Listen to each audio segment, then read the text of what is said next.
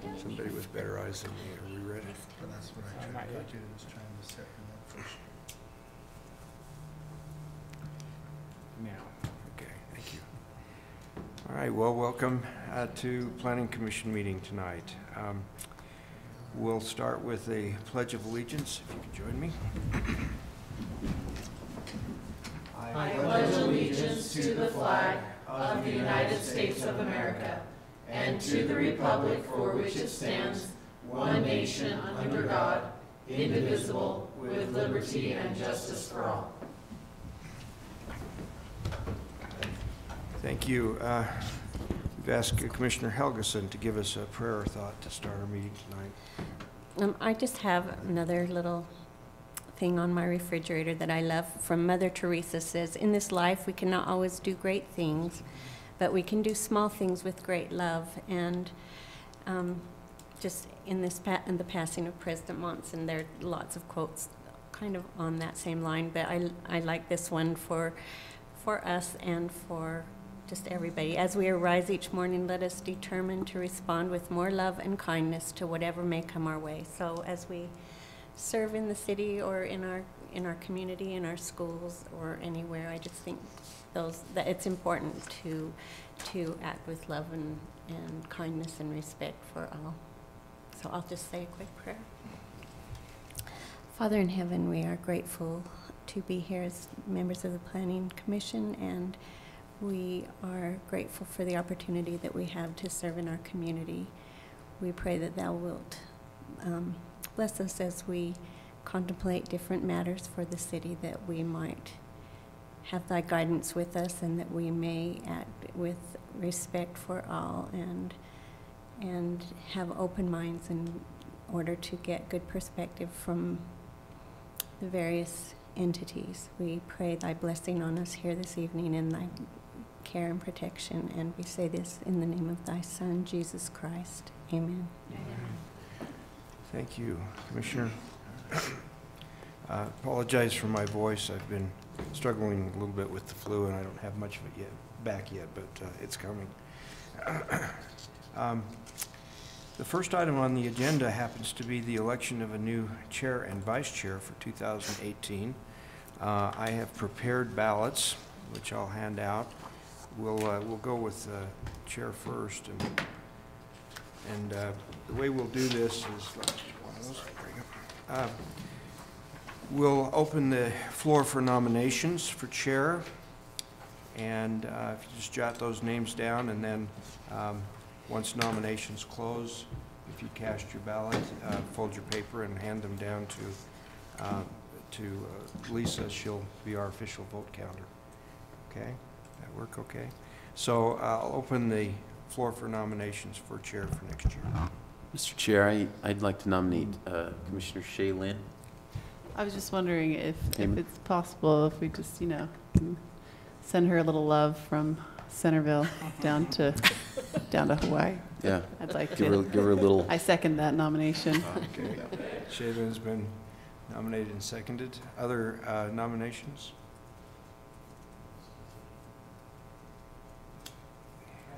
Hearing none. I don't know that we'll have to actually vote on this one. It's a write-in candidates. Maybe we just use the papers for vice chair. I've got vice chair papers. Oh, I've got vice chair papers. Well, let's make sure everybody has a chance to vote. So no other nominations. Cast your ballot and send your ballot down.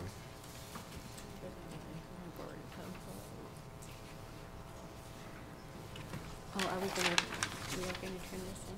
It's still off the screen.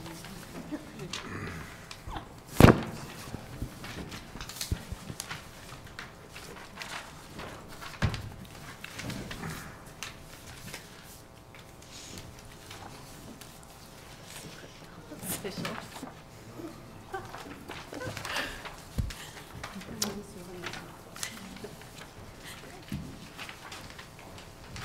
So would you like to give us the surprise result from this? Okay. So for vice chair for chair for 2018, we have one vote for Shaylin Heyman.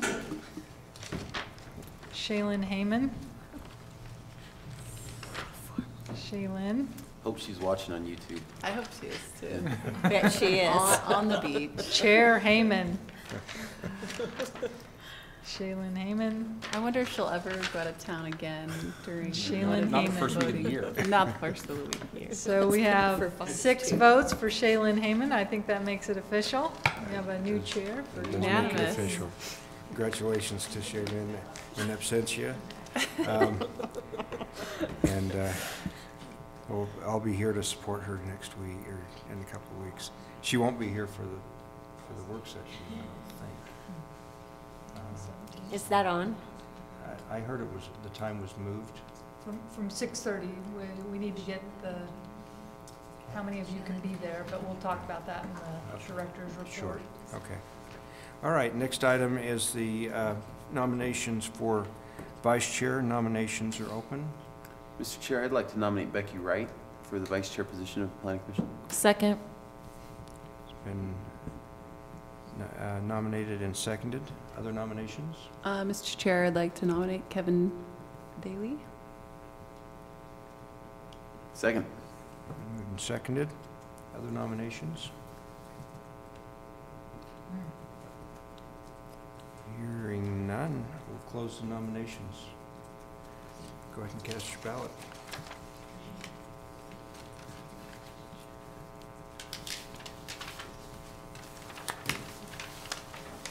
Let's not have a tie. Let's not. It's possible. It's possible. We have to send it to the House of Representatives. Table it. We can We'll let have to staff send it to vote. the Planning Commission Call. staff. How about that? Call Shaylin. Okay. Yeah, Shaylin. Call in Shaylin.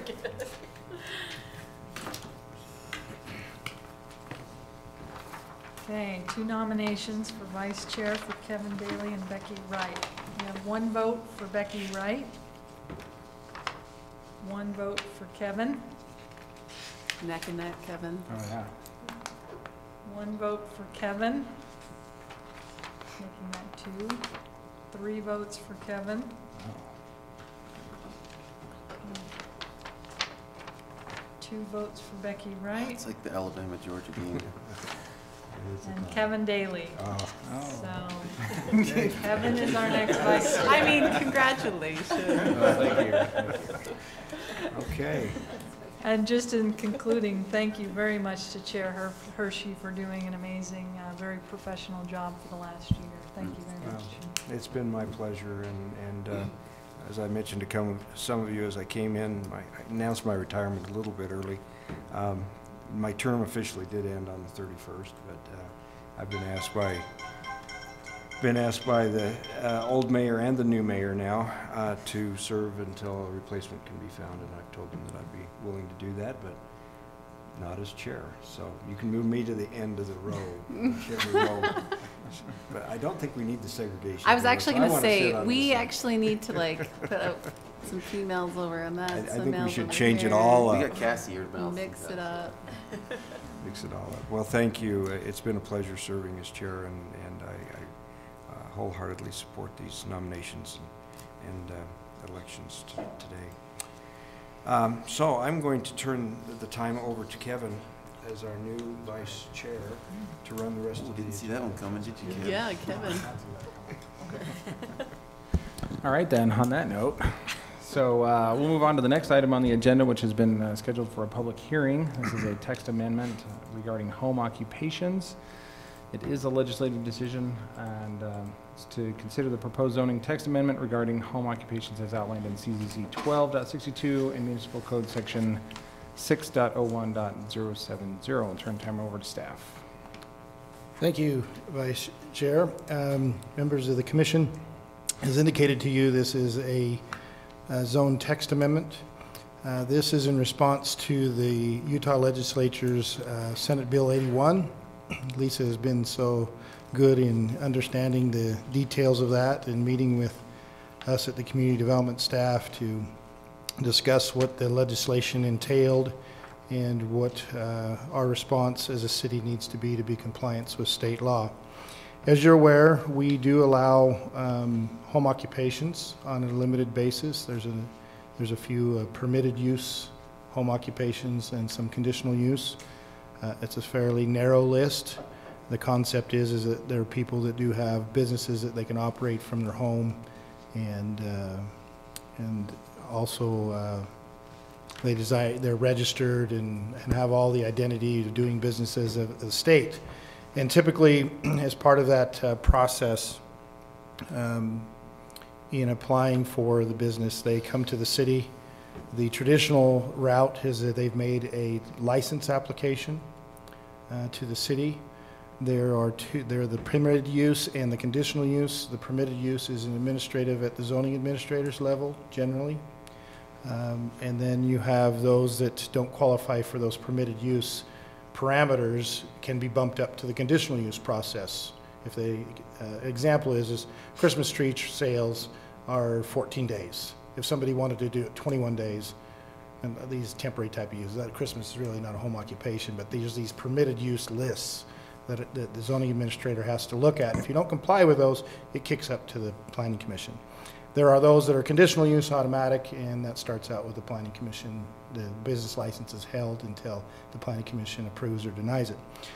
But anyhow, not getting on too much of a tangent, the state has basically said you cannot charge a fee for your business license, home occupation business licenses, unless you can show that the impact of that use exceeds the parameters, and then you can charge a fee accordingly to something that is in excess.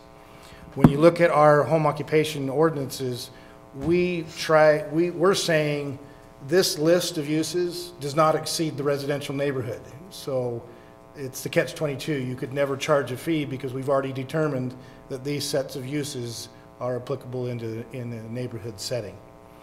And so we discussed on how, what we should do, because the licensing is a complex process for a person operating their business. And we went with our business license coordinator, Donna Wilkinson, and the discovery is a part of that process is the state says you don't charge a fee. The question is should we still do a license? So there was discussion of just simply eliminating the license program. And that didn't, for the business owner, that doesn't work for them, because if they're trying to report it as an income, if they register the business, they need to show compliance with all ordinances of the local city, and we don't, and you have reciprocal agreements with other cities with licenses that are issued. If somebody doesn't have a copy of that piece of paper, it can create some problems for them. So the discussion was we probably ought to keep the licensing program, and at this point, obviously, we can't charge a fee for that. But how do we do the zoning compliance first before a business license is issued? And so that's kind of what we went through and discussed. So our findings is we'll go ahead in our suggestions to maintain that home occupations be licensed by the city. I think that is something that is customer service oriented to the business owners, so that they can show legitimacy on their taxes, their incomes, and everything else, that they are a valid entity. But we'll be recommending to the city to eliminate the fee to be in compliance, and that also eliminates the annual renewal fee. If you think about it, you initiate it and then you renew it each year. So those fees will go away, but we'll still continue to renew the licenses without a fee. The issue came in is how do we make sure, though, that somebody just doesn't operate a business without ensuring that it meets our home occupation requirements. And what we have in our ordinances is a permitted use review. And this is one of those few things that actually the zoning administrator has duty over. The easy way to explain a permitted use is once you've created a subdivision, the lot's all sanctioned by the city, recorded at the county, somebody coming in with a building permit, the permitted use is the single family. The building permit's for the structure. As part of that building permit, there's a permitted use review by the zoning administrator to make sure it's a single family. And it's one of the few places that the zoning administrator, because the zoning administrator is wholly assigned for permitted use unless trumped by other sections of the ordinance. In the case of commercial development, it always goes to the planning commission in some fashion. In case of subdivision, always to the planning commission and city council. So there's very little use of that permitted use section in the ordinance, but it's available. It's structured inside of the ordinance. So our suggestion is that for the permitted use home occupations, they will go through that one-time review for zoning compliance. If it's a conditional use, it would bump up to the level of the commission. If it's a permitted use, it stays at the zoning administrator level. They make the one-time application for that, so it'd be similar to, reviewing a site plan on a small scale. And the zoning administrator then would approve that permitted use, and then a non-charged fee for the license would be issued to the home occupation. So we need to fix some language if that's the direction we're going to go. So we're suggesting that the home occupation requirements be amended to call out this permitted use review. It would be a one-time review of that home occupation to be in compliance. It would not circumvent if they exceed the permitted use parameters or it's a conditional use. It would still come to the planning commission for the sanction before it would be issued. Lisa, is there anything you want to add? I kind of put things in back order, in wrong order. No, I think that covers it. The amendments to the council will be amending not only the zoning code, but also Title VI, our business licensing code, and some fee schedule amendments. But I think Corey summarized that pretty well. It's just responding to legislation from the 2017 legislative session. So just to be clear then, a commercial business license, something that's more traditional, that doesn't change. It's still correct. Fee for that, annual renewal for that. Yes, the commercial section under state code was not changed. It was only for the home occupations. Okay. Anybody else have any comments or questions? Yeah, I have a question. So the way it is right now, before the change, you'd have to go in for a licensing fee, assuming you wanted to comply with the law. I suspect that. Yeah. Maybe isn't always happening. But in those cases, you would still do your inspection fee as well, right? So really, right now, there's two fees? Or is the licensing fee? The home occupations have been treated as a single process under the home occupation license ordinance. We have not done two separate reviews. It's just a zoning compliance during the licensing. Okay. And so now the licensing fee goes away, but a new fee will be structured for the one-time review. So is it really a savings, or is it going to be about the same? Depends on how long you operate your home occupation. Home occupations have a tendency to come and go fairly quickly. Lisa, if I remember, we talked about the fee with Donna. The home occupation license was $40 every year. So it was $40 initially, $40 in renewal. That was the base fee. It was actually very small, unlike some other cities that created this that were $350. That's really the impetus of this state law change. The one-time review, I think we said we were discussing 75? Yes, it's going to be $75. So a home occupation CUP is $150, and just the permitted use review will be $75. Is the proposal. So your initial fee goes up for that one-time review, for the sanctioning and the report writing and the files and everything else, but then there'll be no annual review fee. So if you keep your business open 2 years, there would be a savings. So I guess my question maybe is to Lisa, and that is, we're not in jeopardy of circumventing the new state law on this by substituting the zoning fee for a license. No, not in my opinion. The specific statute says we cannot charge a license fee under the business licensing, but cities, we still retain our legislative authority to regulate zoning and making sure that it's appropriate to see where this should be located. So, yeah, I think that this is a legitimate way to address it. We actually eliminated the fee when this was enacted, because we had to comply with state law, so we just said, fine, we're not going to be charging a fee for home-based businesses, so we haven't been doing that for a few months, but we had to come back and fix our ordinance and figure out how to address it. And I think this is a good way because it does provide that service to give them a business license. My suggestion initially was just do away with it because it still charges us, it costs the city money, but that is a service, and there was even some debate whether we have that authority that we really need to provide that service. So I think this is a good solution, and we do have that authority to regulate and review the zoning. And at the $75, we're barely covering costs on that review as well. So. Anyone else? All right. This matter has been scheduled for a public hearing, and we'll open the time up now to the public. If anybody would like to come up and speak on this matter. Okay. Seeing nobody, coming forward, we will go ahead and close the public hearing. One thing that might be interesting for the Scouts, though, is that this same legislation said that cities can no longer require even a license, not even the fee, but we cannot require a license for any type of business that is operated by someone who is under 18 years of age, and it's only an occasional. So you can now do the lemonade stand stands. Or some of those other things. But you might be regulated by the health department. That's a good thing. That's right. Okay. I do have a question. Sorry, am I out of order? Well, no, we'll hear you. Would you like to come up and speak on the microphone? Introduce yourself? Sure. Thank you. So I do happen to have a sister-in-law that she's in Lehigh, and she runs a hairstylist business out of her home. And so I guess she would be impacted by this, it seems like, right?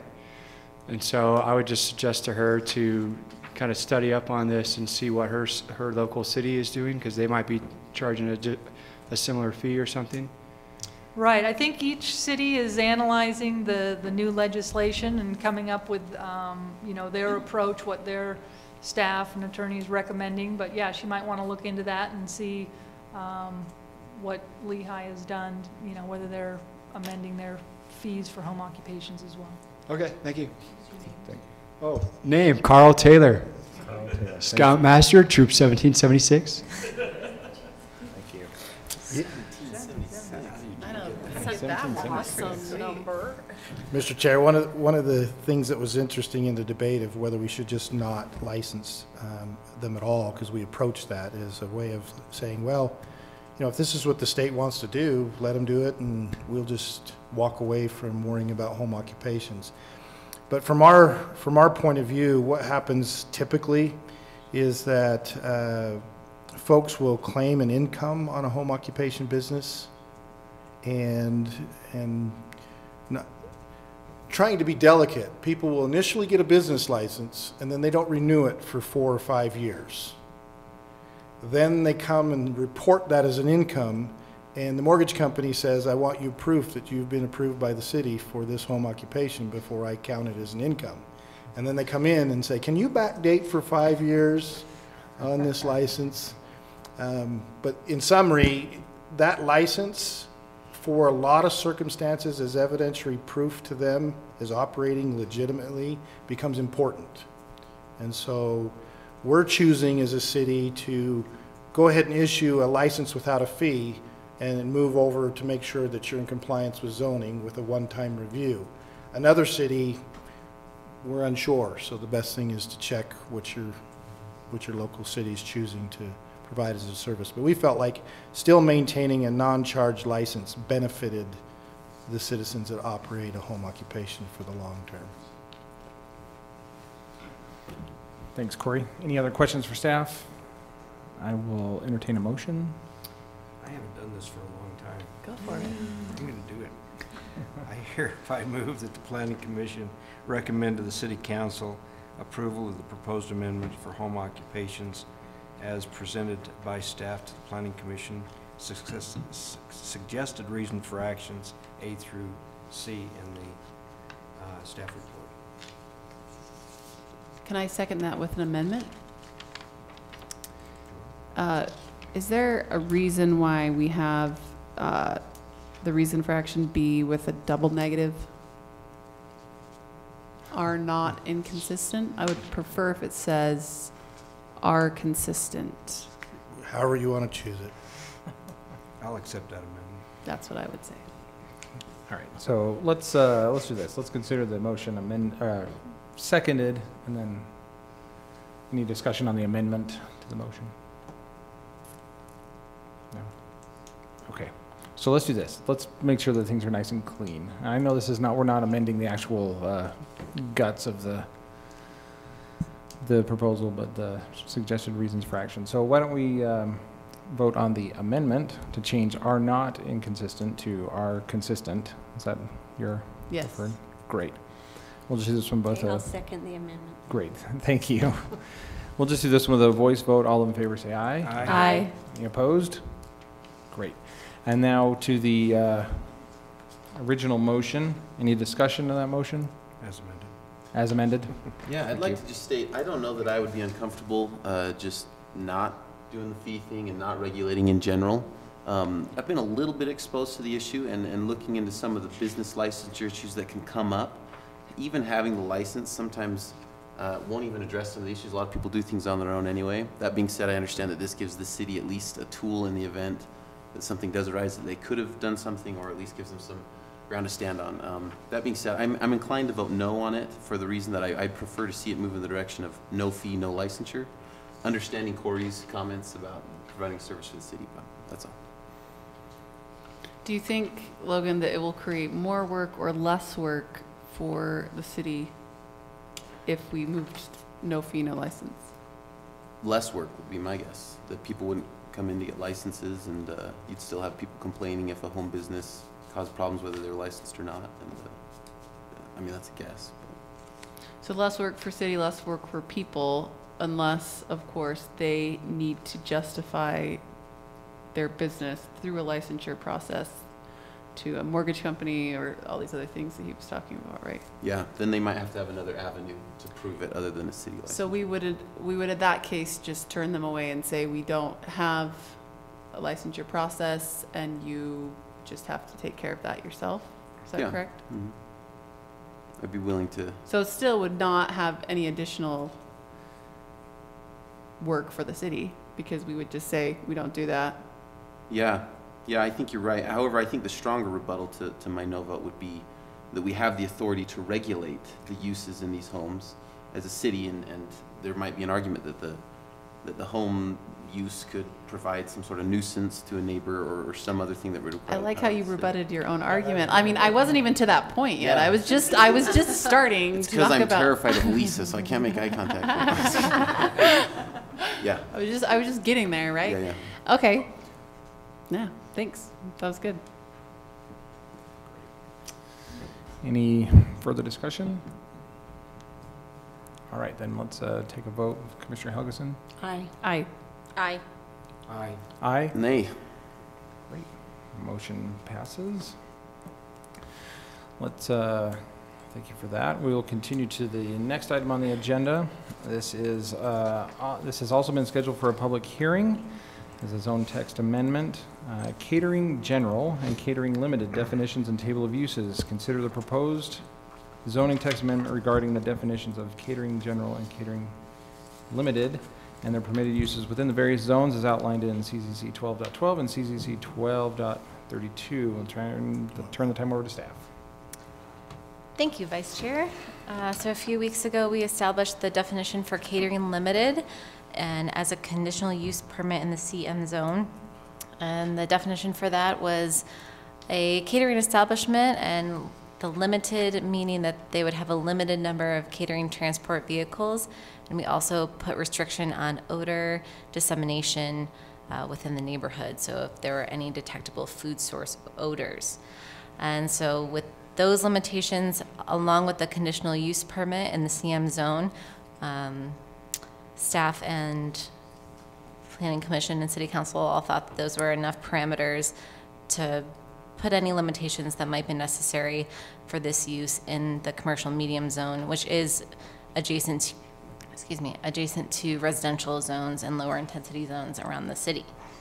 So for the catering general definition, which was not in our table of uses at all before, so we had to create it, just takes away those limitations so they do not limit the number of vehicles, and there's no stated restrictions on food odors as well. So because this would be a little bit more larger of a use or perhaps more intense, we thought that it would be more appropriate in industrial zones. Because the catering limited has already been established in the CM zone, we thought it also made sense in the CH zone, since both of those commercial zones often are closer to or adjacent to residential zones, whereas the CVH zone, the very high intensity commercial zone, is much larger, like perhaps big box stores, and very rarely are that close to residential neighborhoods. They are usually perhaps industrial zone, but we thought that there would be enough space within those zones that they wouldn't need so many limitations. They're usually much larger buildings with larger parking lots, and we didn't think it would need as many restrictions placed on them.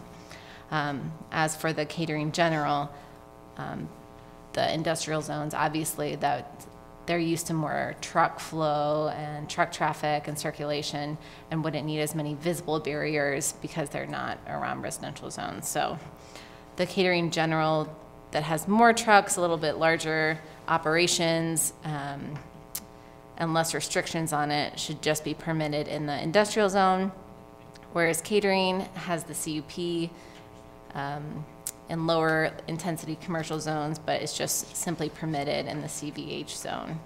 So those are all new uses to our table of uses, and those amendments to the table as well.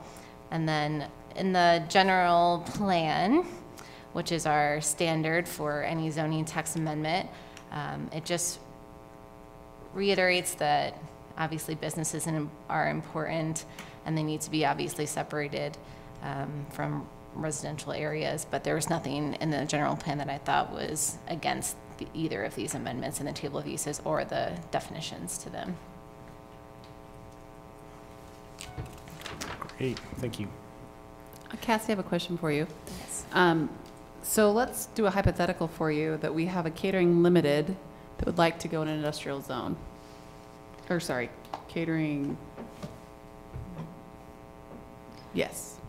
So the limit, there's really no difference other than the restrictions placed on them. So if they have just a smaller operation, they don't only have a few trucks, they don't need that statement of only a limited number of catering vehicles, and it would just open it up for them.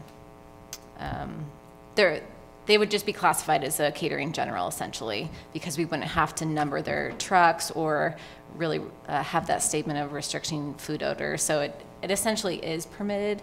We would just classify it as a catering general instead of the catering limited. Great. It makes it so if the catering general had odors and the catering limited had odors, and you were in the industrial zone and you assigned a catering limited standard to the general, would get away with putting out food odors and the limited wouldn't. And so it would just default under the general. Here's my hesitation with doing it that way. It's that's changing the definition of what that operation is. And I would feel more inclined to have it permitted just so that it remains the same defined thing that it is, because generally in our ordinance we have things that are lower, like limited, or things that are lower, less of a concern, also allowed in higher industrial areas. Yeah, right? but it goes back to the truck and the odors issue. Because you've been so specific on the truck and odor under the limited, if somebody was proved under catering limited in the industrial area and produced no odor, they could be subject to enforcement by definition of the ordinance, when a catering general could have as many trucks and odors as they want. And we wouldn't want to, Right, we and wouldn't want to that's get caught in that enforcement loop where somebody in the industrial area says, oh, I'm just a catering limited, permitted, or whatever, and and they have operations that can be used as enforcement against them by the nature of the definition. We wouldn't want to open that up. I understand the lesser usage point that was being raised by Becky, and it is pretty typical. You know, once you reach a certain level, they Right. carry it through, and so that kind of confused me as well. I think as a general matter, when they come in for a zoning permit for a use, it's going to be explained to them, you know, what their parameters are. So I'm not sure if we see an enforcement issue there. I guess I'm more concerned about why would we not allow, at least as a conditional use, catering general in CH and CVH. Well, the issue that I looked at when I discussed this with Cassie is we're now no longer regulating the trucks. So you could imagine what a facility that operates a large number of vehicles out of a place like a Greasy Catering or something like that. Gee, like Walmart. I mean, Yeah. you've got a lot of trucks. I do, and in Walmart, we've have a severe restriction on truck use with Walmart that I think is in a place that's probably difficult to monitor and enforce. And so we just thought the catering general is so broad spectrum that is our CVH zone the place we want to put that. It seems to me that as a conditional use, I hate seeing an artificial restriction on business. And Well, if somebody and- comes in and has a really good catering and wants to settle in a very high commercial zone, unless there's some real reason not to allow it. And wouldn't that like inherently just not allow any kind of food trucks in that area? So a lot of businesses do have trucks that move waffles and cup bop and all the different things, and we're just essentially saying they're not even Yeah, but think of where your CVH zone's located. Walmart. And So do you Parish Lane. want to increase the truck traffic in that area? well, that's their livelihood. Because what would I be feel different like, between though. some type of a freight service like UPS trucks, having a satellite operation in CVH? UPS catering? No, just take a similar operation that has the same amount of trucks, a UPS satellite service distribution area. Would you want a bunch of UPS trucks coming in and out of your commercial very high on a small satellite office? Well, no, but they're not a catering business. Well, but that's a good point. He's saying, forget about food for a minute. Just substitute food with parcels, and you're gonna have a whole bunch of trucks coming and going, you know. Well, I understand that, but the whole point is it is food. So you can't really take that out because that's the whole point. No, what I'm saying is UPS would argue, if the catering general can do it, why can't I? What's the difference between our operation and impact? The business model of a cup bop or a, So basically business I model like is totally food better different. than I like Amazon Smile packages. no, I think that would be a very far stretch to have that argument, but we could be disagreeing on that, so. Yeah, and I think it's fine, you can go. I just want you to be cautious about the decision to include it in your CVH area, because we have all of our freight and transportation services in our industrial zones when you look at the use list. And where we do have freight and delivery, it has been a conditional use. You could try to cover it under a conditional use, but it's my experience that the Walmart is a perfect example of trying to regulate trucks and deliveries, and it's a very difficult enforcement process. I mean, who stands out and makes sure Walmart is compliant with all the truck restrictions that they have? We don't until somebody feels there's an impact, and then we start monitoring it. So I just want you to be careful. If you want to make it a conditional use, feel free, but I think it creates an impact that, others could also fairly say is, I wouldn't run any more trucks than that, but I'm forced into the industrial area.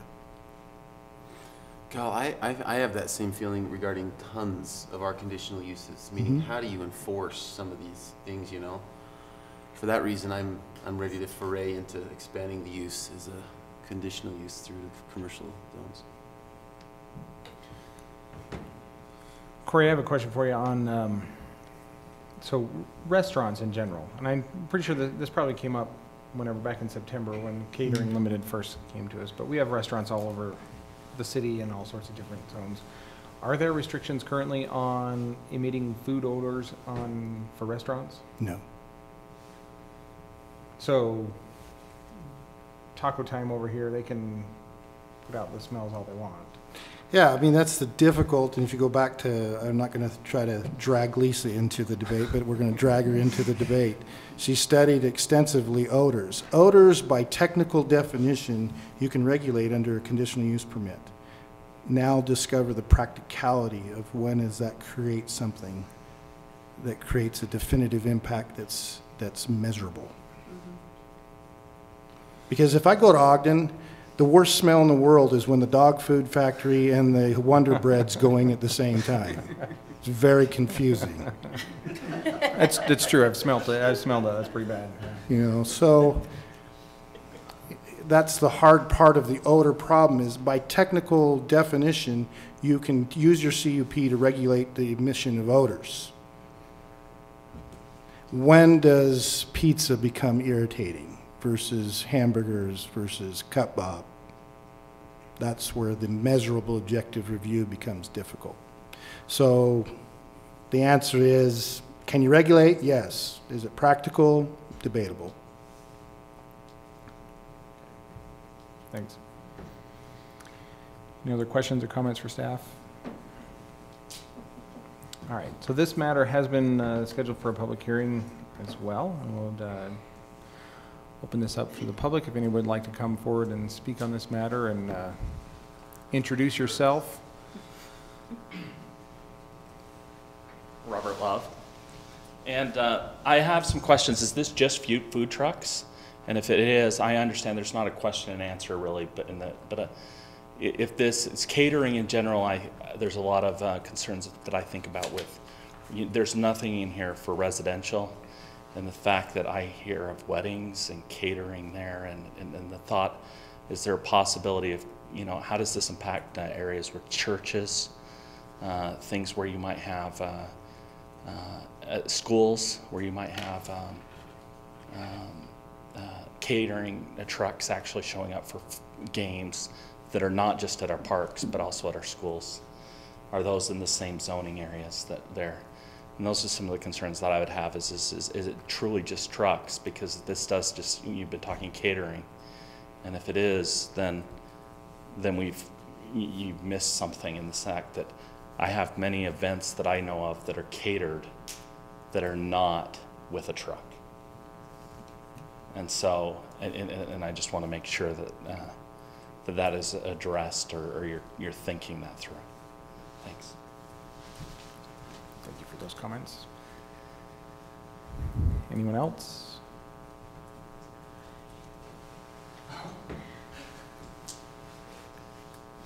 Yes, my name is Kyler James, and I was just wondering, did you guys make this paper this year or last year on January 10th? Because it says 2017. Good observation. Thank you. At least he's paid attention. Very good. Very good. Great. Anybody else? The answer is old habits are hard to break. That's true. All right, we'll go ahead and close the public hearing. Yeah, I've heard that, for a lot of people, their New Year's resolution for 2018 is to actually write an 18 instead of a 17. So we'll work on that. Thank you for that comment. Corey, would you like to address the other issue about maybe food trucks and catering? And I think the root cause of this is not necessarily the destination, but the source. Right. I think I heard a couple of things in there, and hopefully I can cover it. The first one is the more general, when a caterer comes to a wedding or a church, the delivery of the services is not where we're regulating the use. And so if it's going to a wedding or going to an event facility, churches, something of that nature, we're not regulating at this point the destination. What we're regulating is the operation of the base place that it wants to occur from.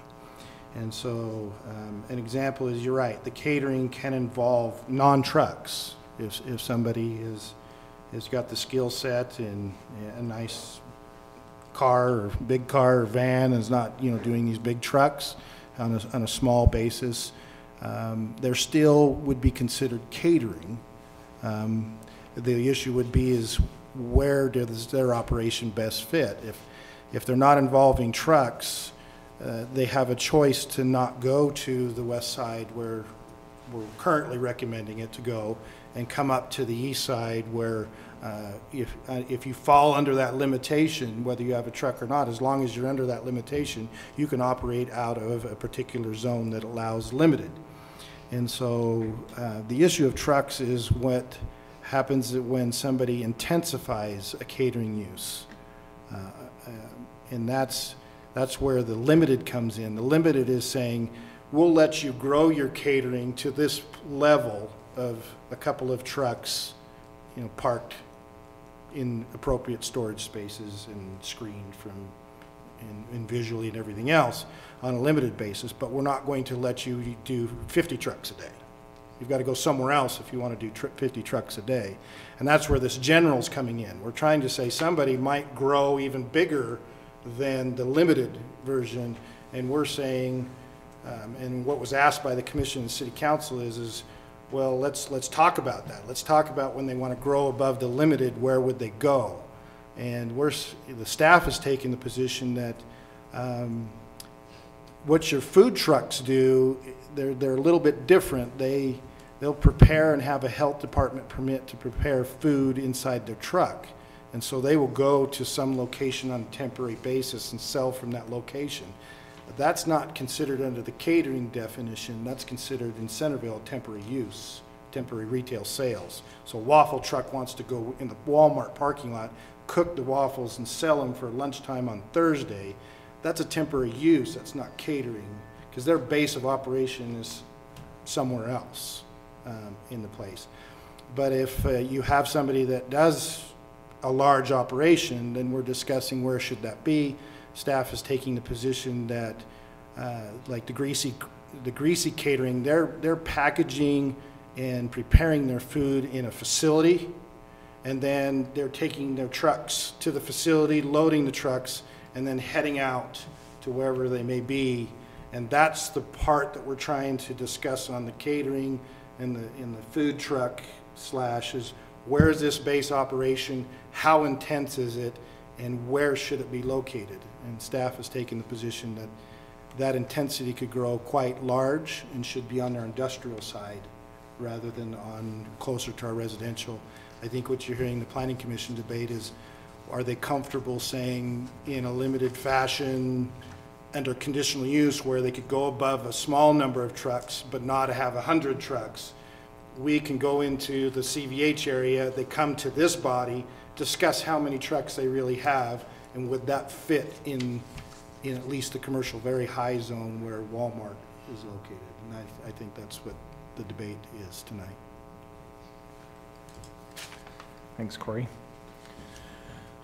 So I have a question for you, Corey. One of the things, I think it's a pretty valid point on the CVH, and I think we'll have more discussion about this in a second. Pretty valid point on the CVH about truck traffic and kind of by extension parking.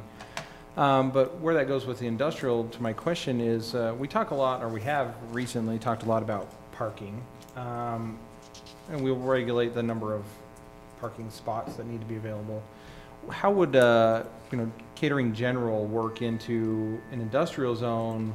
They decide they want 50 trucks, and they're going to park their 50 trucks, and they occupy all their parking spots or whatever.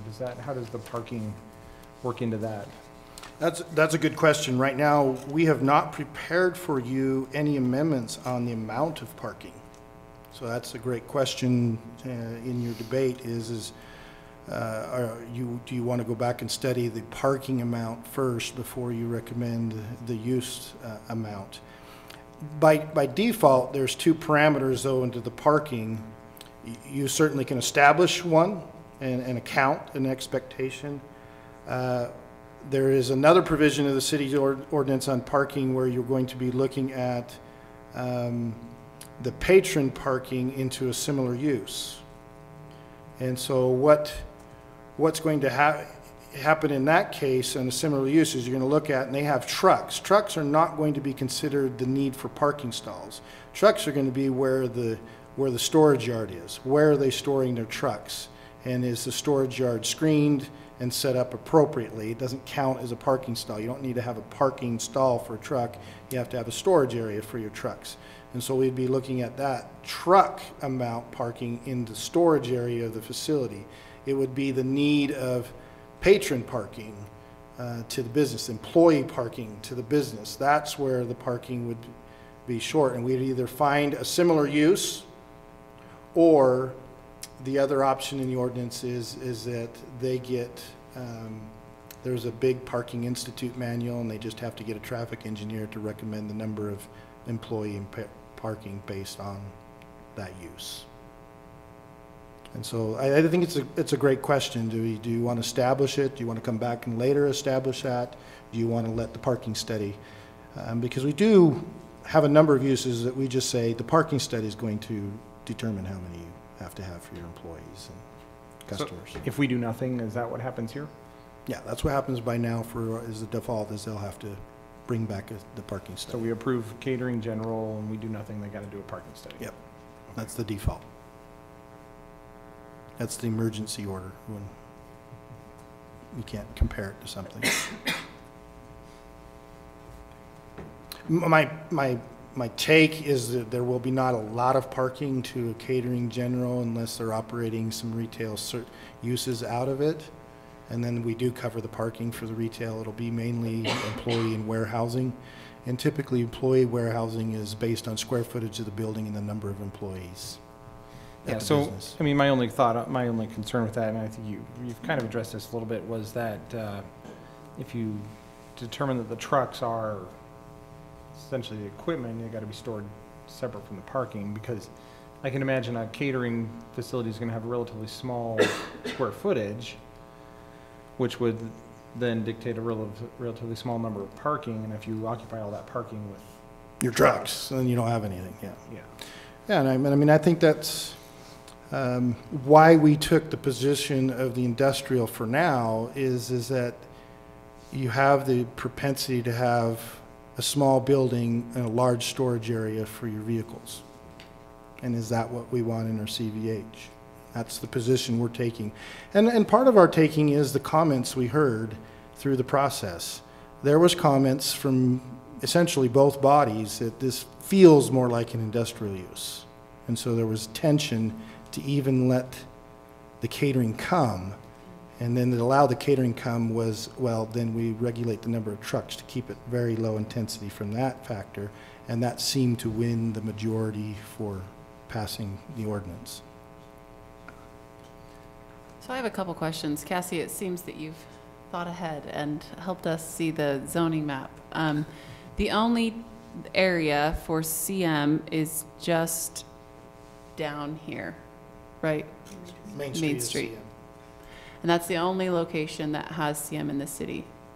And then remind me, I know where CVH is, but CH is just around Dick's Market and Pages Lane. Okay. And then the far south. Okay, So then, lighter color red. right, thank you. And then you're gonna have to help me with this to help me understand if a business that the majority of the use was catering and preparation would be a general catering, but let's say it also wanted to serve food like a restaurant, would it be considered a restaurant, or would it be what would it be considered? Well, it's going to be considered both. It'll be a multi-use facility, and it would have to be a zone that allows the restaurant and the catering.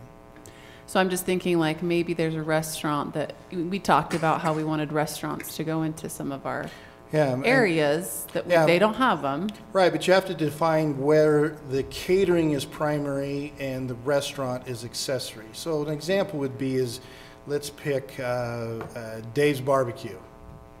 Okay. It's a restaurant. They do catering on the side as accessory. We're not trying to circumvent that accessory use to the restaurant business. Okay. If you reverse it and you want to say I'm catering and then I serve I'll give you another hypothetical. 12 to 1. Cup bop. Cup bop. Cut Bop is limited catering and can't be a restaurant. Right, it is. And until restaurant comes in, they're limited catering. But if the city chose to allow restaurants at that location, that they could end up being accessory. So they would be allowed limited catering and restaurant. And it So that would be a dual use. That's what I was wondering. It'd be a multiple use. Okay, awesome. Thank you.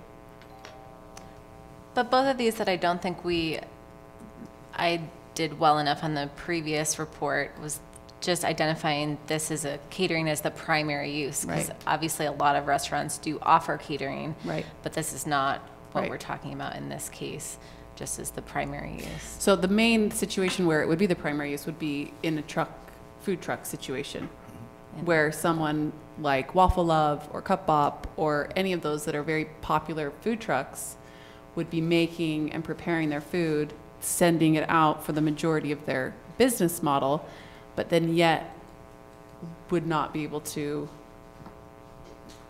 sell the food unless they were under an additional designation. Yeah, we'd have to look at in the industrial, where I can't remember off the top of my head where restaurants cut off in the use list. So I can look that up for a second while you debate.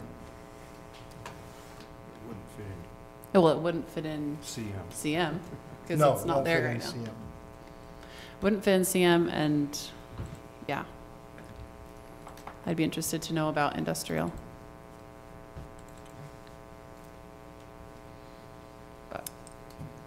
Anything else?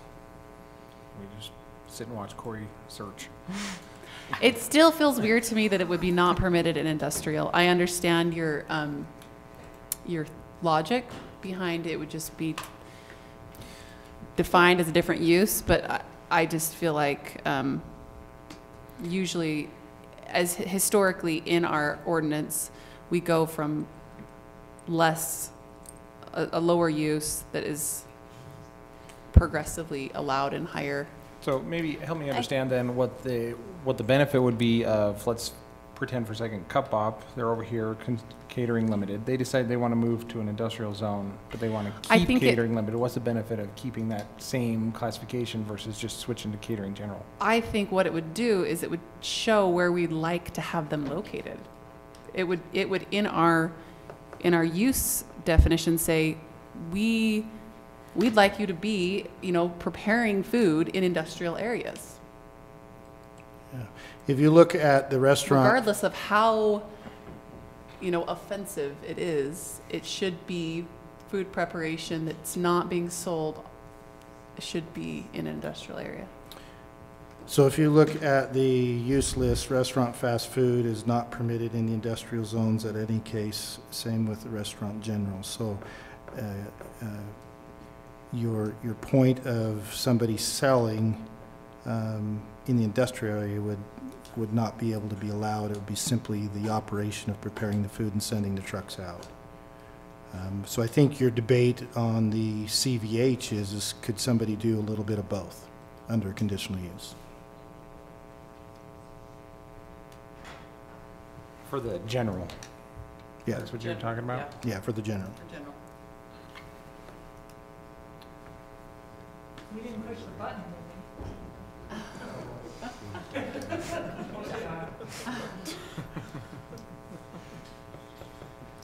Dave wanted to make one last exciting meeting.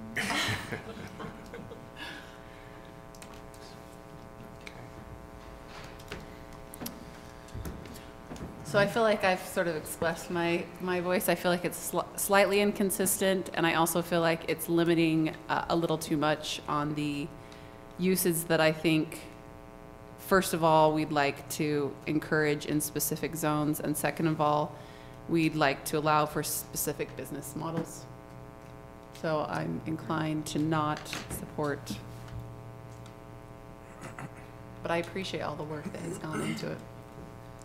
So I don't see, I mean, like if Cup Bop decided to go there, I don't see any problem for them to say, and we can do more if we're located in this other place versus we're limited here. So I don't see that as a problem for a caterer. if they want to live in certain parameters, we've allowed that, but if they want a little more flexibility, they know where we want them to be is industrial, and I think we made that really clear. I did. I don't want them to be industrial looking there. So I'm comfortable with this how it is.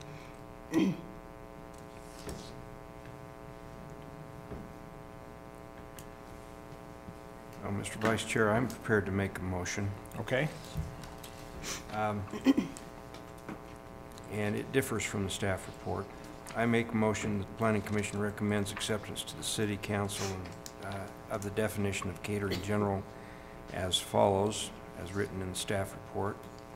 And the table of uses regarding catering general and catering limited shall be amended as follows, as shown in the staff report with the following exceptions. I would make the catering general under commercial very high a conditional use, and I would make catering limited and industrial a permitted use for reasons for actions A through C, and I'm not sure that those would need to be changed particularly. Dave, with those changes. Quick clarification on that. When you said to add catering limited as a permitted use in industrial, is that all 3 industrial zones? All 3 industrial zones, yes. I second that. Okay, we have a motion that's been seconded. Do we have any further discussion on the motion? I just want to say I probably don't love the idea of a conditional use in very high zone, just because I don't know why we'd want to bring in catering into our service areas for, I mean, when I look at a commercial zone, that's like services that I need and use on a daily basis. And a catering place is not a place I can go and it doesn't provide a service for me. It may provide a service if I go to something they're catering, but that location does not provide a direct service to me. So I'm inclined to disagree with the conditional use permit on that. And I guess I agree with Kathy. I don't see why the catering limited needs to be permitted in the industrial zones. I think it's more limiting than the catering general, so I think we're allowing that in the industrial zones, and I think we've communicated that just fine to anyone who's wanting to bring a catering business here.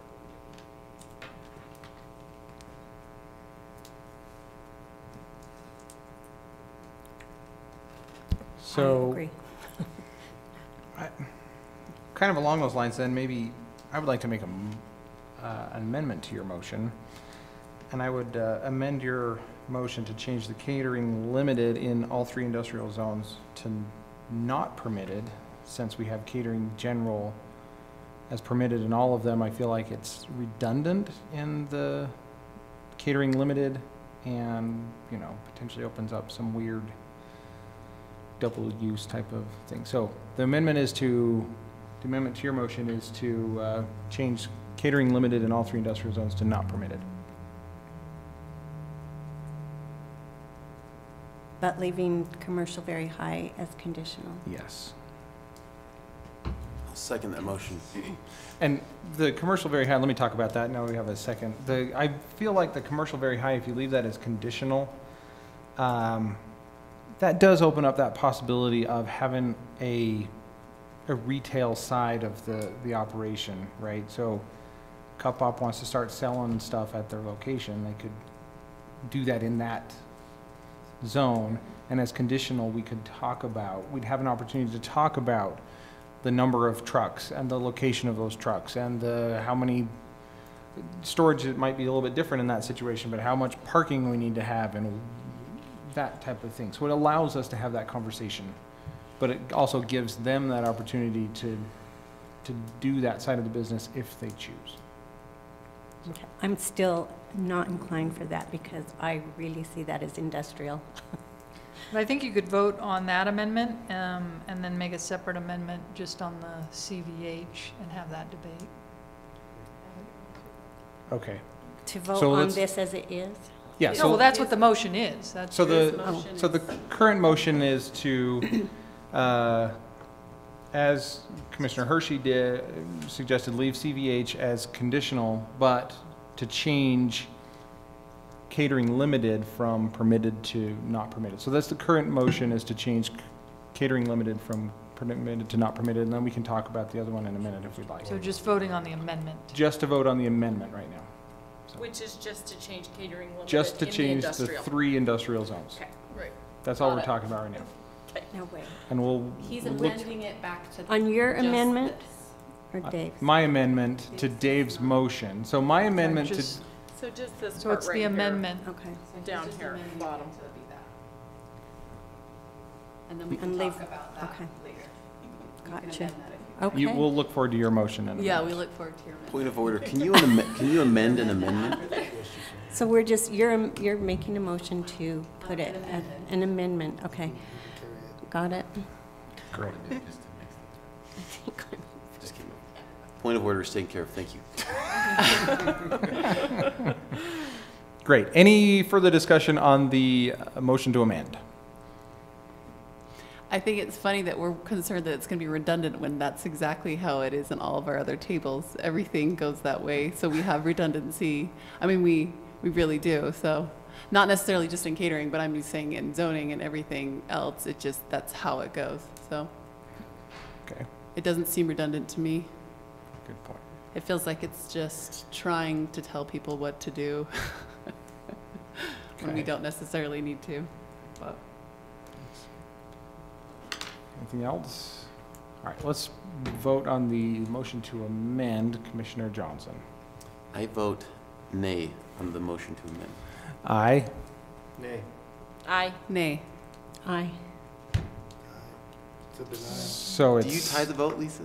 no, Sorry, so I was it's trying to write 3 to 3? 3 to 3, which means the motion fails The because motion it did failed. not. By default, it does not. So we're back to the original motion From Hershey. And then as we can- unamended. Okay, so I will make an amendment. Well, I just want to make an amendment to leave it as is in the staff report, so I don't know if that's.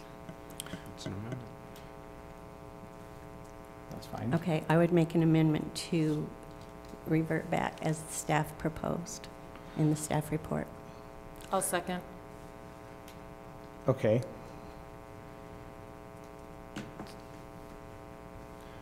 So it's back to not permitted in catering limited in all 3 industrial zones, and then not permitted in catering general for commercial very high. Okay? Any other discussions on that motion to amend? No? I Okay. don't know if you want, I mean, I just really feel like if we've got a lot of catering trucks and different things, whether they're gonna operate a restaurant or not, that is an industrial look, and I just don't, we have pretty limited commercial area. I don't want it to look that way. So that's why I feel that way. Okay. Any other comments or discussion? Let's start with Commissioner Helgeson. Aye. Nay. Aye. Nay. Nay. Nay. Sorry, that motion fails as well. Okay. Okay, so we're then back to the original motion, Commissioner Hershey's motion. Any other discussion on that original motion? Okay, and we'll vote. Let's go ahead and vote on that motion. Commissioner Johnson. Aye. Aye. Aye. Nay. Aye. Nay. Okay, the motion passes. And thank you for that. That was a good discussion, everybody. So that motion is, it's going to be conditional in the CVH, catering general, and then catering limited will be Permitted in permitted in All all industrial zones. all 3 industrial zones, yep. Okay. So let's move on to the next item on the agenda, which is also been scheduled for a public hearing. Zoning text amendment for chicken and rabbit permits. Legislative decision to consider the proposed zoning text amendment regarding chicken and rabbit permits as outlined in CZC 12.55.240. I'll turn the time over to staff. All right, thank you. So Centerville has had chicken and rabbit permits allowed for the past 8 years, and you're allowed up to 10 of those animals combined in RL zones, and we're only talking about RL zones right now. And so how it has typically gone is that you get a $10 permit initially, and you come to the office, I give you some information on how to take care of your animals, I put you on a list, and then every year after that, I will send you a $5 renewal fee and permit. So if you still have chickens, you can send that back and we'll keep you on the list. It has come to our attention that this renewal fee every year is a little bit bothersome, and you know, not a lot of people are in have chickens to make money, so a fee is a little bit annoying. So the amendment is considered to just get rid of the renewal fee and just have the upfront initial permit, similar to what we're doing for home occupations. I think there can also be some discussion as to if this permit is obviously, we even want to do the initial permit. My opinion is that I see a benefit to having a list of those in the city with chickens and rabbits. I think it's a good educational moment for those coming to the office to learn about our ordinances involving chickens and rabbits, because we do have some restrictions on coop size and distance and the allowance of roosters, etc. So for me, I find it to be a good moment to kind of preempt any complaints that would be in the future, because we do occasionally have chicken complaints. So if they come to me for a permit, that's a good moment for me to kind of go over things with them first. So I think a permit process is a good idea overall. The benefit of having a renewal fee is obviously that we know who has chickens currently in the city. And if there were ever, in the very rare occurrence of a bird flu or something like that, we would have a running list of who currently has chickens. With this amendment, we would just have a list of who's ever had chickens, which is still good information, and we could still do something with that. But I think that having a permit in general is a good idea, but the renewal fee in particular, if it seems to be annoying to some people, I don't think that it's absolutely necessary. And the only issue is that, similar again to home occupations, that people often give up very quickly. So we might see them once, and then they don't often keep their chickens as long as they think they will. So they expire very quickly, and so they close out very quickly, and so we wouldn't really have any knowing of who actually has chickens in the city. And there are pros and cons of that. We don't need to, but it's sometimes nice. So I think just going with the initial permit and getting rid of the renewal fee is acceptable. Just two historical points. One on the ordinance. When it was originally debated, Oakdale Farms representative that had lived in Centerville and had worked for Oakdale Farms as wherever his employment was, I wasn't sure, it's been a while, recommended that the city have some type of tracking system for the chickens. That was the part of the discussion of why the renewal was even put into the ordinance, was to have a generating list so that it could be easily accessed if something happened. We've never used it to date, just so you know, but that was the reason the renewal was originally implemented in that discussion. My favorite chicken complaint, just a gee whiz for you, we got a phone call one time with a voicemail, and the caller on the other end just said, "Mr. Beck has chickens," and hung up. So. How many Becks do we have in Centerville? We were going through, we didn't find any. Point of special counsel. Yeah. So that's my favorite chicken complaint is Mr. Beck apparently has chickens, and we have not identified who Mr. Beck is. One time someone emailed me every time the rooster crowed, which was often. So, Wow. so it does come up. It's good to know that you can't have roosters in your backyard, which seems obvious, but it's not. So. Thank you for that. Quick question then, well, kind of along the lines of how often today do we have people who file for that initial permit and then don't renew a year later? So we have, I'm not sure the exact answer to your question, but we have about 30 active permits. And then we have about 15 that have been closed out over the years. So I say, you know, this has been going on for 7 years. So at most, we've only ever had 45 chicken permits in the city? 5 of them are in my neighborhood. 3 of them. So you know. That's a gee whiz for you. I So- don't know if they have 5 permits, neighbors. but Code name, Mr. Beck. Maybe only 4, actually. Maybe only 4, but. I have there more may be more neighbors. chickens out there, but only permits. I actually had a neighbor 2 doors down that had roosters, but got rid of them the next day because the dogs in the neighborhood went crazy. Oh, yeah, I bet. Can I ask a question? Do we have any biannual permit renewal situations? I just can't, I can't. Okay, just wondering. We'd rather just every year or nothing. Okay. Yeah, I think it'd be too hard for everyone to. Okay. And if we did biannual, we'd have to have the attorney make sure to do this inspection.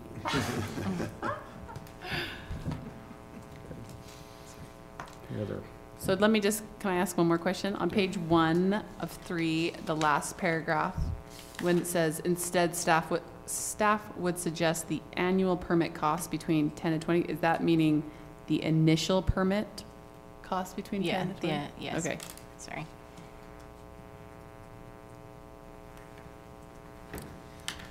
Any other questions or comments for staff? Corey? Just the comment, you know, the fees are always sensitive to people. I mean, this has been nicknamed the chicken tax. Right. It's kind of the nickname out there with it. You know, fees are always controversial. It is difficult to implement fees without the complaints. But just so you know of the current administration's effort is when we discuss recouping fees, it is our view that we recoup about in the larger fees. We recoup about, these are the applications, the $300 permit for. We recoup about maybe 75–80% of the actual cost. So there's a significant amount of subsidy that happens even with the big applications that go on. You know, the chicken permit, we understand. I mean, it's why it was $10 and then $5 renewal or whatever it is, because you're not making money in chickens.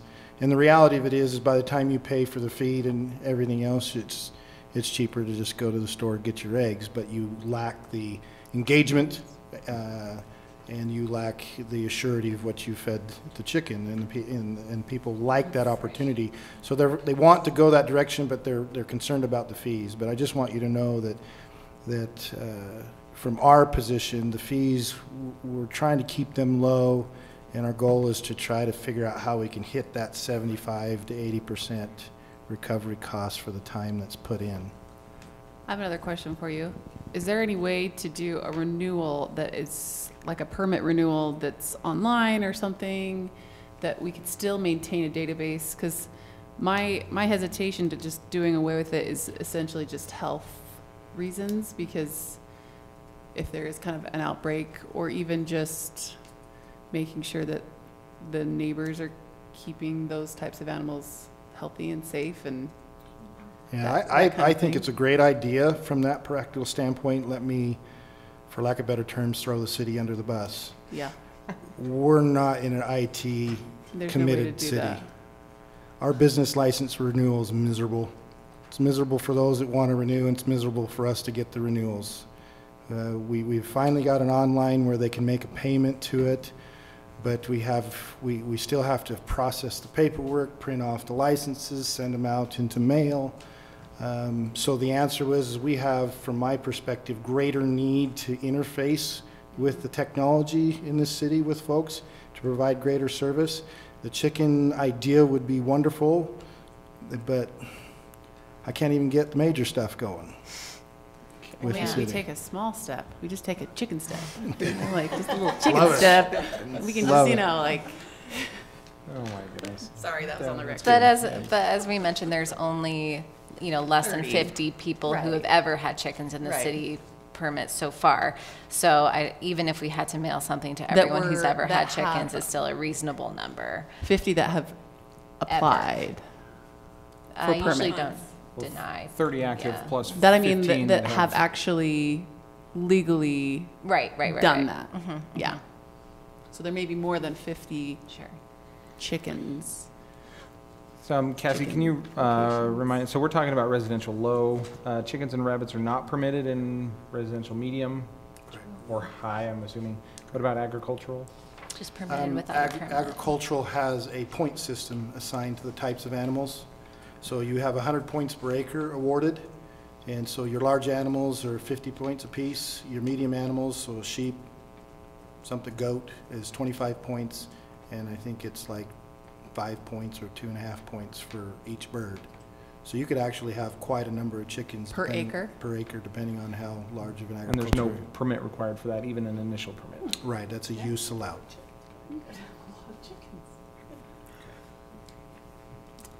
You have the size of property, you can do that kind of agriculture, no permit. Any other comments or questions for staff? All right, this matter has been scheduled for a public hearing. We would invite anybody who would like to speak to come forward and do so at this time. Seeing that the scouts have left, we will close the public hearing. And any other further comments or questions for staff? I'll entertain a motion. I'll make a motion to recommend approval of the amendments to zoning code CZC .12.55.240 as it's followed, no, A and E. Is it just those two parts of the, that we're amending? Yeah. In the staff report and reasons for actions 1 and 2. Second. Great, we have a motion and a second. Any other discussion to the motion? I'll,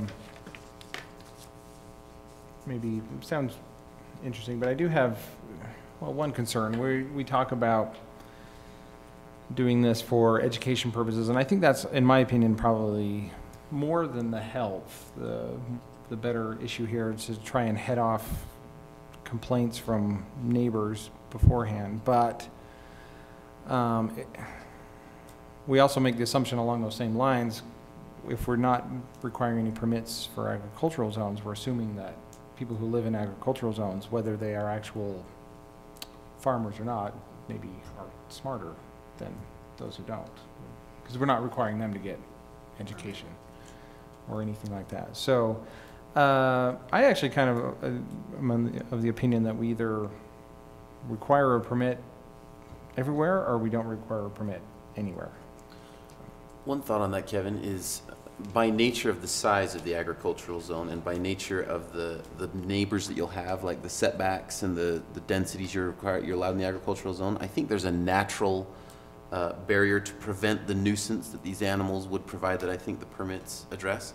But I can see why, as far as the education and the, maybe if there's a bird flu thing that you want to list, that it could be good to expand that as well.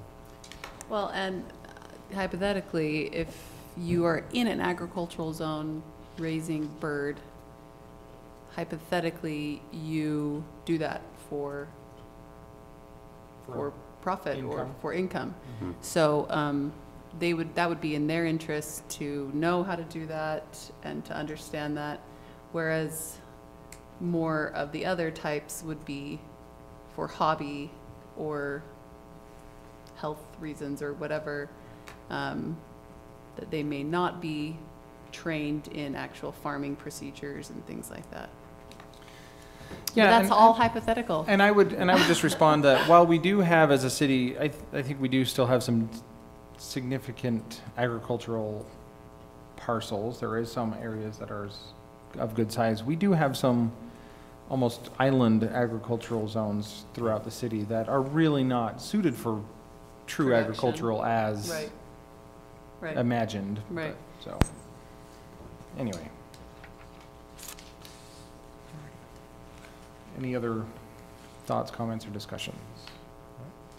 I'm going to support the motion, but I do think it's a mistake not to have some sort of annual review or periodic review of who's actually got them out there. Just for the sake of the city, I think the city has a responsibility to its citizens to monitor activities that could affect health and welfare. And while chickens and rabbits don't create, you know, a terrorist situation, they do create situations sometimes.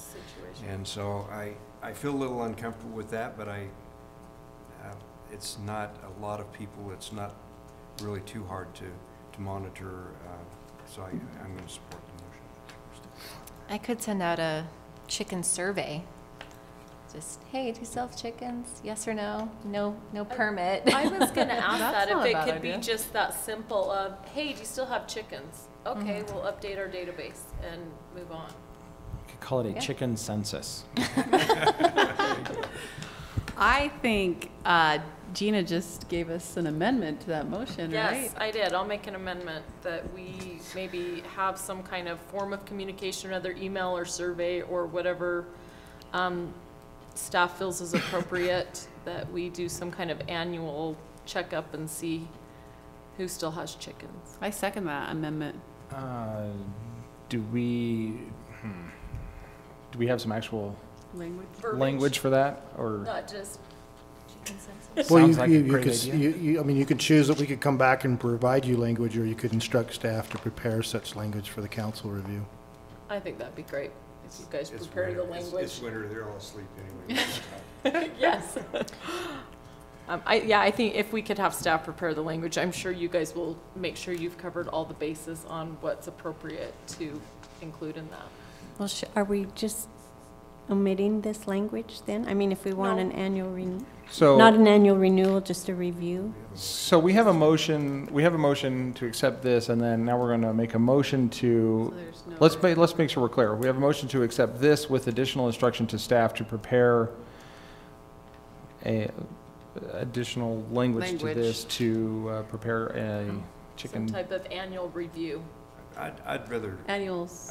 make a motion to table the motion that's currently Yeah. on the table. If they're coming back. And allow staff time to bring back some language that We can do that. review, Okay. so that we can, and then we can amend. I the think that's motion. I think that's a Rescind cleaner that way. language. I shall rescind my motion. Perfect. We and have. I will second Dave's motion. Okay, so we have a motion to table this issue, instruct staff to prepare some additional language to prepare For a reporting system, reporting survey. some type of survey. Very simple, that would not cause Very you, simple. you know, extra work or headache, but Oh, we can do it. yeah. Maybe a online survey. I'm just kidding. I don't know. Anyway, all right, so we have a motion, and do we have a second? I seconded. Great. Let's, Commissioner Helgeson on the motion to table. Aye. Aye. Aye. Aye? Aye. Perfect. Mr. Chair, just for fun and gee whiz, while you were debating, I don't want to be disrespectful and disruptive, but I could just, the annual bison roundup, the annual Centerville chicken roundup just came to my imagination. Sponsored by the Eat More Chicken. Perfect. You might want to include in the letter if you know any neighbors that aren't registered. Yeah, Because that's a good I would idea. bet that if we're wanting to know that, If that's. Everybody but bet. Mr. Beck, we already know. yeah. Mr. Beck, if you're out there, let us know. Mr. Beck. All right, so looks like the Rigby Court subdivision has been tabled for the next meeting. Yes, you'll see later, the city council tabled the amendment that they requested, so they cannot proceed further until they resolve that matter with the council. Okay, well, do we need to take any action on that? We don't, do we? Lisa, I think it would be good to get the Well, advisory. yeah, typically we just have a motion to table to the. Yeah, because I wonder how the noticing is affected. Yeah, will they be ready for the next one? It's a matter of what next Tuesday. Yeah, if you could just table it to the next regularly scheduled planning commission meeting. Okay. I'll make a motion that we table the Rigby Court final subdivision to the next regularly scheduled planning commission meeting. Second. All right, all those in favor say aye. Aye. Any opposed? Great. It's tabled. Let's move on to the Community Development Director's report and hear more about it. Thank you, Chair and Commission. We have scheduled a couple of items. The Rigby was by default, the tabling. Moss Acres, that's what, 1825, 1875 North Main. 2026. Oh, I'm on 18, I'm on the other subdivision. Sorry, Moss Acres, that's 4 lots? 4 lots. They finished their geotechnical study. We got a preliminary report in. Their final report's coming, so we anticipate they would be on your agenda for their preliminary subdivision. The Boulder condo subdivision in the industrial area submitted information to move on to their preliminary approval, so we will be processing those and providing you reports. And then the council report, they did table the Hillside text amendments as previously mentioned. We have a report returning to them for their next Tuesday meeting. What they requested is to understand in the hillside, in the ag areas, what are the slope percentages and how does that play out? We looked at that and provided a map from our GIS person to identify those slopes. I think their concern is to what extent does this facilitate development in the ag zones, and they want to know that consequence of that. I still took the position to support the amendment, and you can see it in the report that we've provided to the council. I think this is important to look at the flexibility in the ag zones because there's a way to circumvent that, and that would be to just convert all our agricultural zones to RL zones. And our general plan supports RL zoning. And so if we need to balance the issue of preserving the hillside and what gets developed, but the consequence is that you're just really eliminating any ag type development and in the hillside zones? Yeah, and encouraging RL development at a greater density, and I think that's as compromising to the hillside as changing the width of the lot, if that's your goal. So we'll see what they respond by in that, and you can look at those reports. I think they'll publish tomorrow, right, Lisa? Go out to the council packet tomorrow. Friday. And so we, on to your minutes, looks like. The city manager also wanted to know how many of you can Oh, come yes. to the meeting next week on the South Main Street. We did get Commissioner Hurst indicating she has a prior commitment. So Steve wanted to find out how many are missing and whether it's needful to maybe cancel it and move it to another date. It's proposed for 6:30 on January 17th, but if the rest of you can come. I believe Chair Heyman said that she was still out that day. I think they get It's my back. daughter's birthday, so I've got to challenge that day too. may so. not be able to do that day. We like that. I'm sorry. Because we're preparing stuff for it. So yeah, I mentioned to the city administrator it would be tough to pull it off in the short. We were actually shooting for early February or the 31st of January. Some commitments of council. If it's difficult for you, we want you to participate and be unstressed about that participation. So if it's your wishes as a group, we can communicate that it would be best to delay it. Sounds like we only have 2. Yeah, I'd prefer to delay. Yeah, I think we should. But when could you do it? Did he give any other? No, because they couldn't make commitments into the future for the council yet. He just wanted to report to our mayor the result. So, well, for me, the 24th or the 31st would be better, either one, really, but 24th is nice because we have a meeting that night anyway. Yeah, I think what they were trying to create is a work session where there was no business after in order to facilitate the discussion and the pressure of no agenda items coming up for either body. So Gotcha. it may bump to, if Are I we remember having Steve planning talking. commission on the 14th? I couldn't remember. We're not. We're doing it on the 13th, right? 13th. Okay. So I anticipate it'll probably be bumped to February. Okay. Sounds good. So let's, does that cover that, Lisa?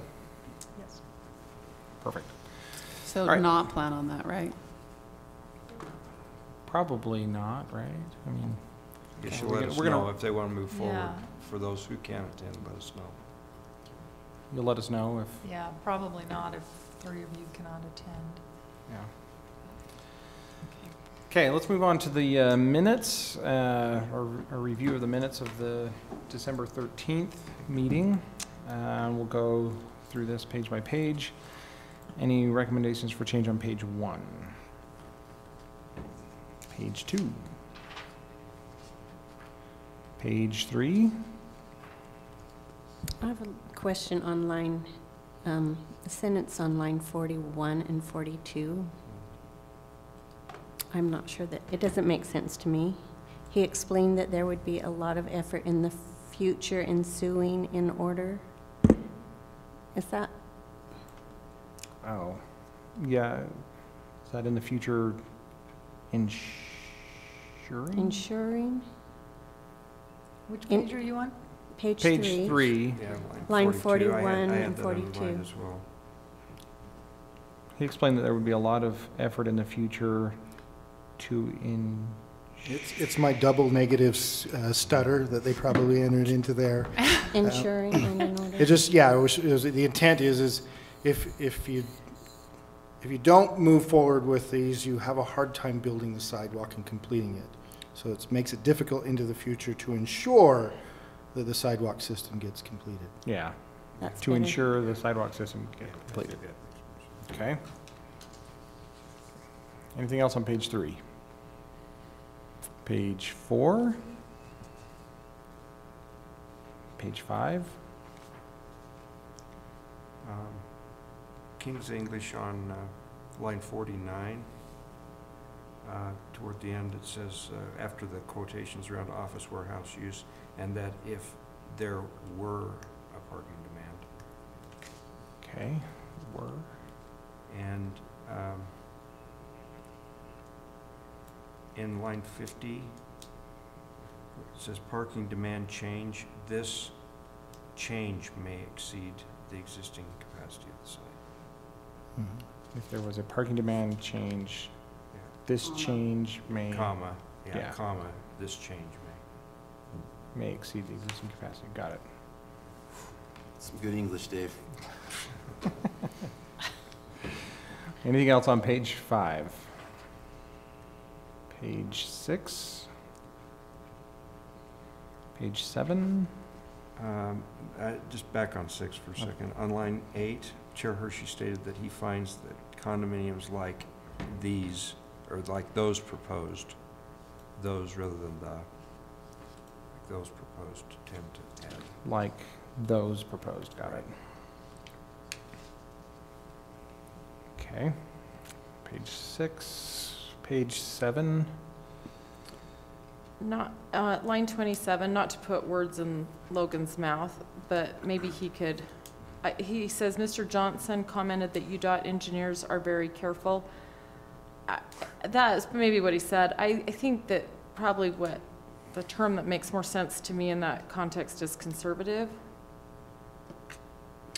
They are conservative, but as to not conflict their political leanings with their practices, I'd probably prefer to leave it careful if that's Okay, Gina. that's fine. It's your thing. I just thought that careful was ambiguous, so Okay. I'm just fine with however you would like to say Thanks it. for pointing that out there. Yes. We'll leave that one alone then. Anything else on page 7? Page 8? Page 9? On line 4, I just want to make sure that we are tracking the pronouns here. Would look for their input. I assume we're talking about the Landmarks Commission's input in designing those areas, right? Yeah. We had a lot of theys and theirs. And then on line 15, Commissioner Daley, or Vice Chair Daley, asked how to know that payments were made. How would we know, or, I'm not sure what, I think that's what you were asking. Yeah. How one would know. How one would know. Yeah. How one would know. Great. So let's go back to line 4 though. Did you Did you want to change there to the landmark I would commission? just recommend that we use landmark commissions so that we're not confusing the they. Okay. They would look for their input. I think they would look to the landmark commission's input in designating this area. Okay. Sounds good. Anything else on page 9?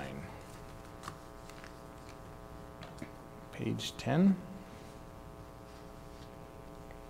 Great. Entertain a motion? I'll make a motion to approve the minutes as amended. Second. All right, we have a motion to approve the minutes and a second. All those in favor say aye. Aye. Any opposed? I will just state that I was not there, but I am voting aye because we were instructed that you can vote aye after reading it. So I'm doing that. Perfect. My first time. Good job. Sort of a role. Anything else that we need to talk about? If not, then Well, I'll, I think we should commend Becky on a marvelous performance in Christmas Carol. That's right. She That was does the- not need to be on the record. She was the star of the show. It's great. They call me Scrooge, you know, they just, Scrooge, nice. No. Good. sorry, I missed it. Great show. All right. I Do saw we have the a other motion to day adjourn? the wrong- So moved. Second? Second. Second. All right, all in favor say aye. Aye. All right, we're adjourned.